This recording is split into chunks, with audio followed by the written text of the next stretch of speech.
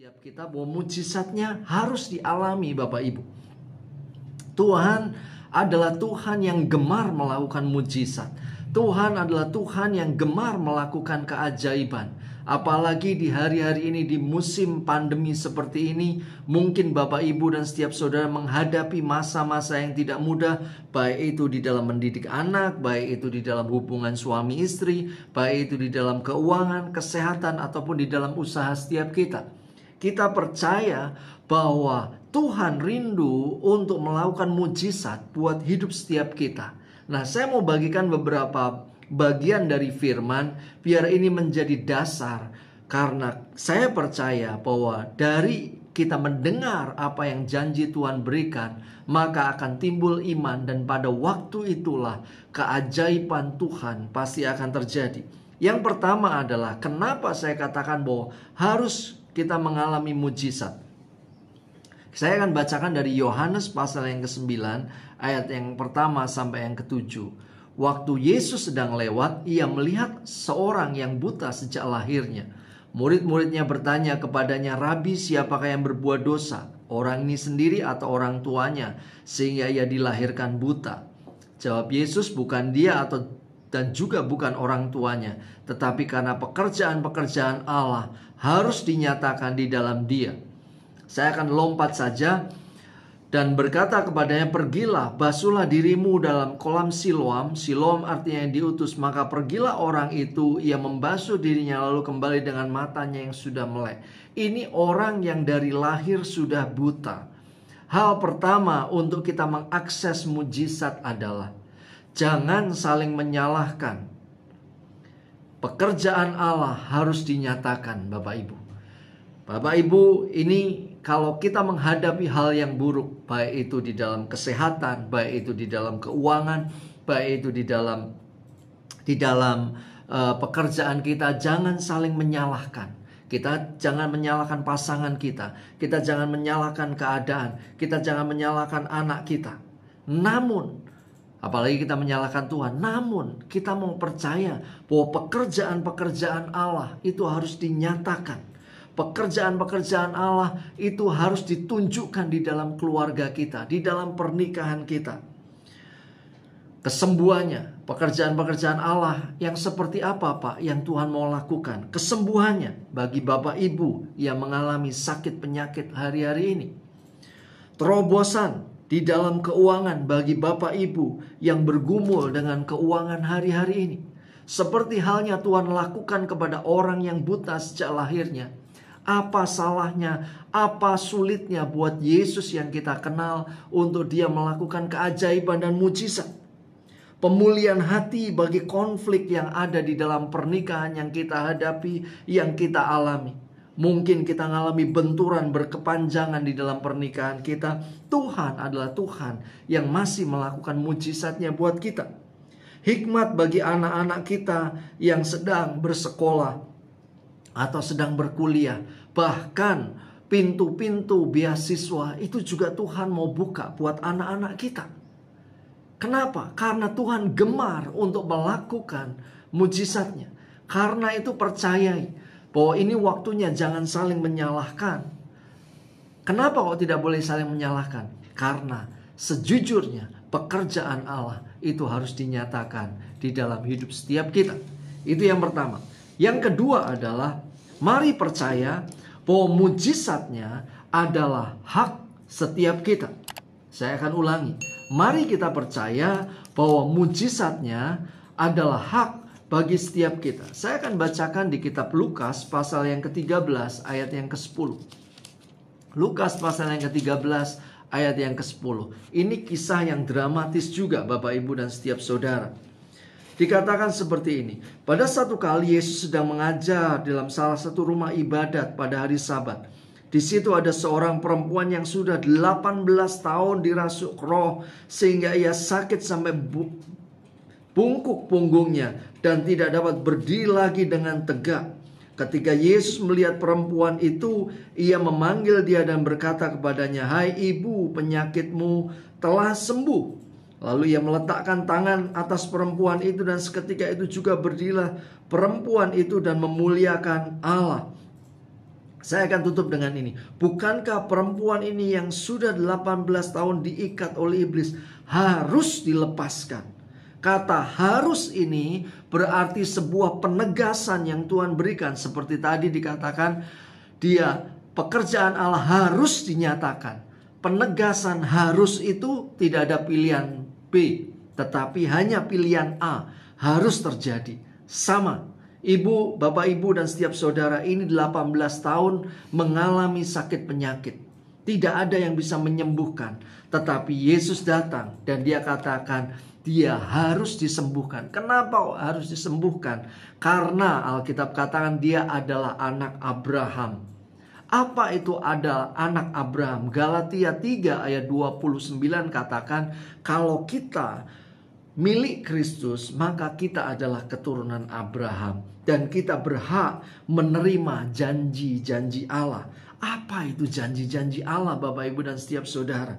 Janji-janji Allah itu bisa berupa mujizat kesembuhan, pertolongan Tuhan, pintu-pintu bagi bisnis yang baru, yang dibuka Tuhan, lalu kesembuhan di dalam hubungan suami istri, bahkan pemulihan hubungan dengan anak. Itulah janji-janji Tuhan. Penyediaan supranatural di tengah-tengah pandemi seperti ini.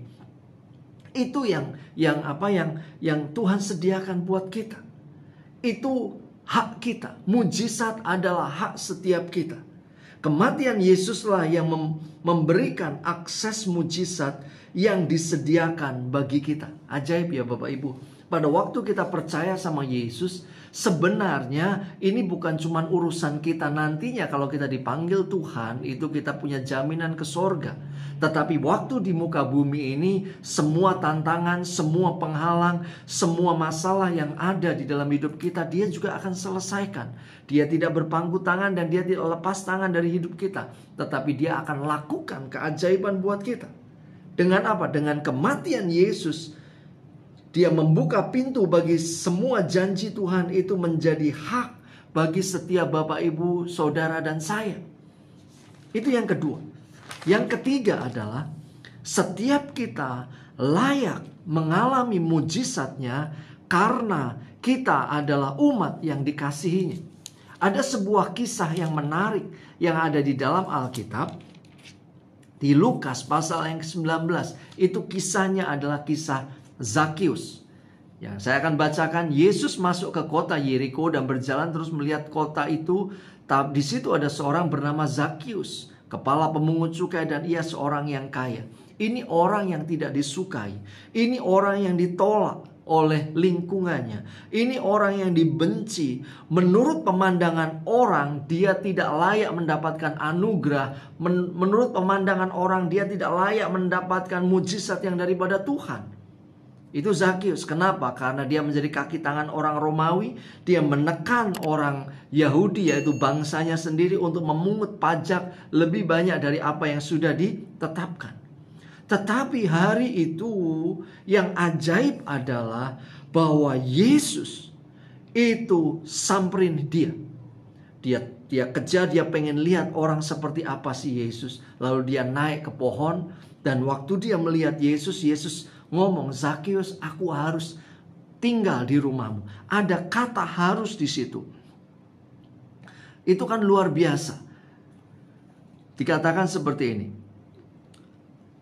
Di ayat yang kelima, ketika Yesus sampai ke tempat itu, ia melihat ke atas dan berkata, Zakius, segeralah turun, sebab hari ini aku harus menumpang di rumahmu. Kata harus ada lagi, Bapak Ibu. Ya kan? Apa yang Bapak Ibu sedang hadapi hari-hari ini?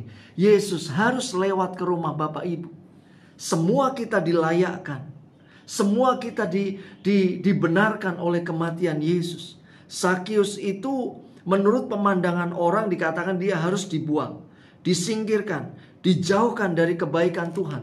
Bukankah pernyataan-pernyataan ini yang seringkali menghantui kita? Apakah aku ini orang yang dikasihi Tuhan? Apakah aku ini layak mendapatkan hal yang baik dari Tuhan? Apakah aku ini orang yang benar sehingga Tuhan itu mau melakukan keajaiban dan mujizatnya? penuduhan-penuduhan yang diberikan oleh kuasa kegelapan inilah yang membuat energi kekristenan kita lumpuh seringkali. Iman percaya kita lumpuh dan pengharapan kita akan keajaiban Tuhan itu sirna di dalam hidup setiap kita. Kita merasa tidak layak karena merasa tidak baik di hadapan Tuhan. Ada berita baik siang hari ini Bapak Ibu, bahwa Tuhan mengasihi kita dan Dia rindu melakukan mujizatnya buat kita. Itu bukan karena kita baik, tetapi karena memang Dia sudah baik dan rindu menunjukkan kebaikannya di dalam hidup setiap kita. Karena itu saya mau kuatkan Bapak Ibu dan setiap saudara bahwa setiap kita layak mengalami mujizatnya, apapun kondisi Bapak Ibu. Kenapa? Karena Bapak Ibu dan setiap saudara adalah umat yang dikasihinya. Dan yang keempat, yang terakhir adalah ini yang luar biasa, bahwa kasih dan mujizatnya itu yang mengejar kita. Itu inisiatif dari Tuhan. Itu bukan inisiatif dari kita. Itu membuktikan bahwa inisiatif Tuhan adalah untuk melakukan keajaiban.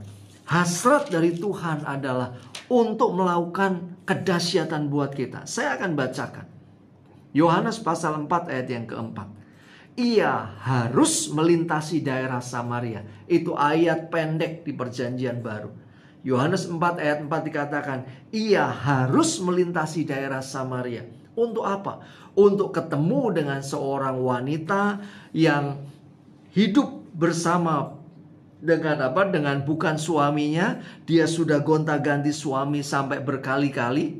Tetapi Alkitab katakan bahwa ada inisiatif dari sorga. Untuk apa? Untuk melakukan mujizat buat perempuan ini. Hal yang sama juga.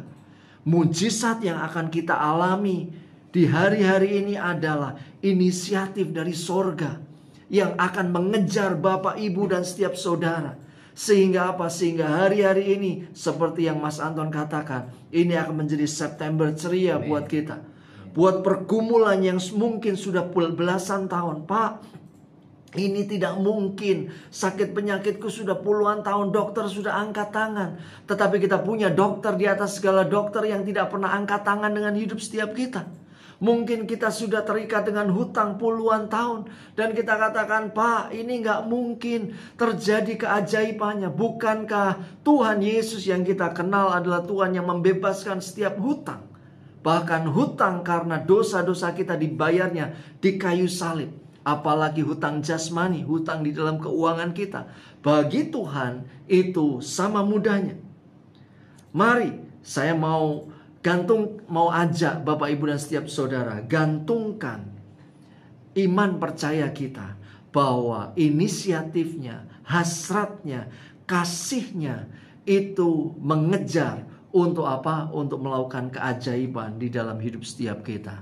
Pertanyaannya, Pak, kenapa sih Yesus rindu untuk membuat mujizat di dalam hidupku hari-hari ini? Karena Dia rindu bahwa hidup kita bisa menyaksikan kebaikannya. Kalau kita lihat di Yohanes pasal yang keempat, kita mendengar perempuan Samaria ini akhirnya menceritakan kepada satu kampung. Dia katakan, ada orang yang ngerti aku dan aku mendapatkan jalan keluar. Itu Bapak Ibu yang Tuhan rindukan.